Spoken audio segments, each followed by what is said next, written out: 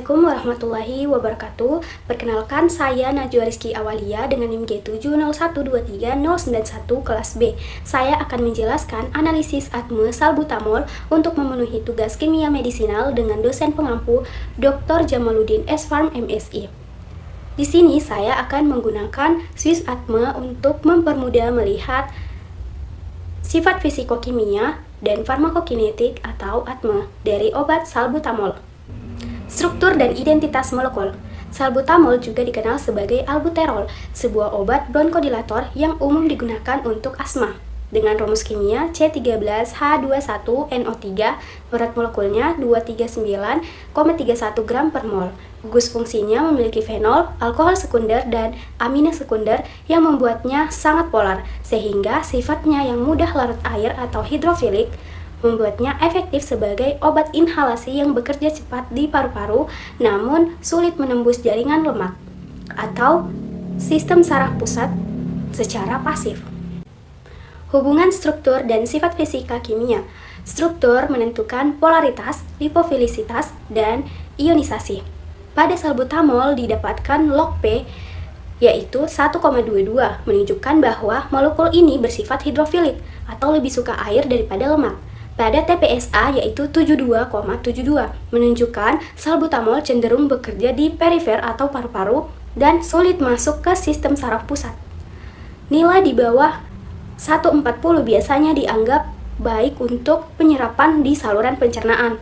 Namun untuk menembus sawar darah otak biasanya dibutuhkan TPSA yang lebih kecil atau di bawah 60 sampai 70. Absorpsi gastrointestinalnya tinggi.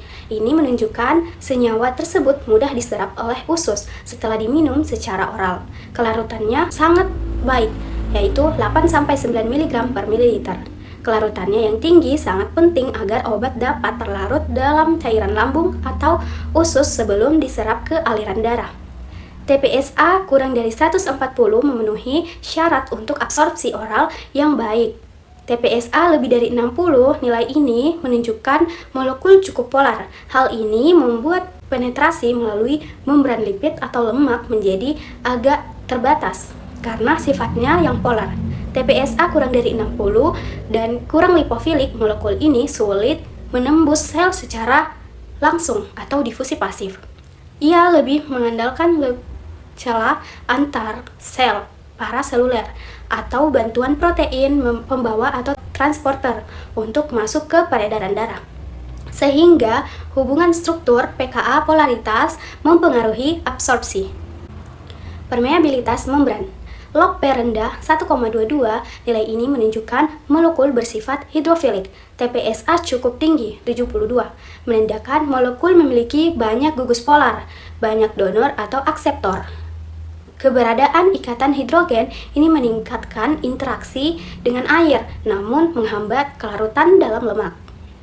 Pada tahap distribusi, BBB permeation no artinya molekul tidak dapat menembus blood-brain barrier atau sawar darah otak. Ini mempunyai keuntungan karena obat yang bekerja di area perifer seperti paru-paru dan tidak mengganggu sistem saraf pusat. Ini meminimalkan efek samping seperti pusing atau gangguan saraf pusat lainnya.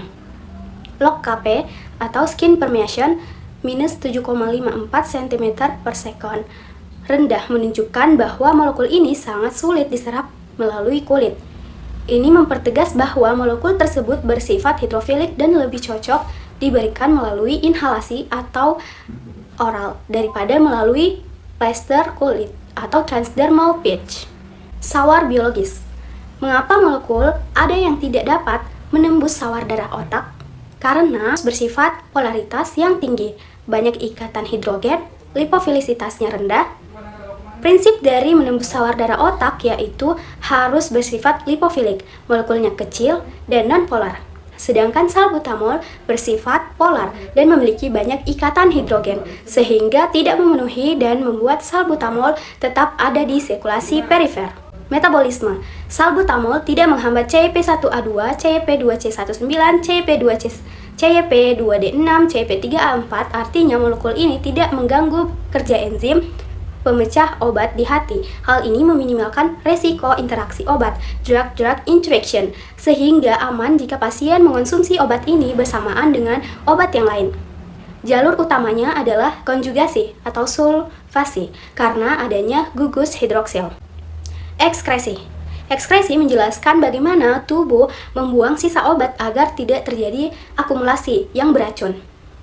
Berat molekul kecil kurang dari 300 gram per mol dan log P rendah seperti salbutamol cenderung diekskresikan melalui filtrasi ginjal ke dalam urin, bukan melalui empedu atau feses. Karena sifat polar TPSA tinggi membuat molekul ini tetap larut dalam air atau urin dan sulit diserap kembali ke dalam darah saat melewati tubulus ginjal. Bentuk ekskresi obat utuh dan metabolit. Sifat karena salbutamol tidak dihambat oleh enzim CYP pada slide sebelumnya. Sebagian besar obat keluar dalam bentuk aslinya.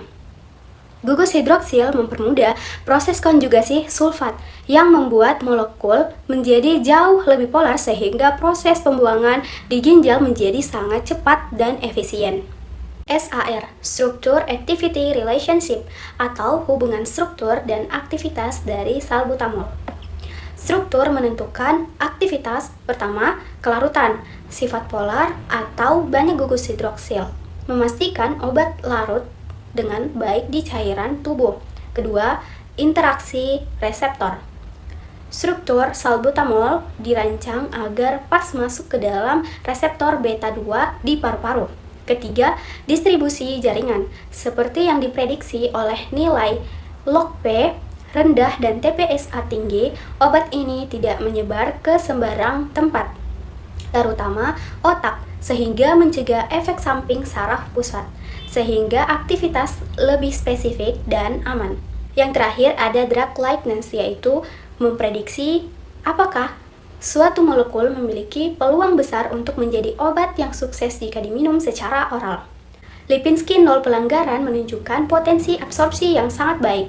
Fiber, Gauche, Egan, dan G semuanya centang. Molekul ini dianggap memiliki kemiripan obat yang sangat tinggi. Bioavailabilitas skornya 0,55, artinya probabilitas molekul memiliki bioavailabilitas atau jumlah obat yang masuk ke sirkulasi darah sebesar setidaknya 10% pada manusia sangat tinggi. Kesimpulannya yaitu salbutamol adalah obat yang hidrofilik, lipofilisitasnya rendah ke sedang, tidak menembus sawar darah otak sehingga kerjanya selektif di paru-paru.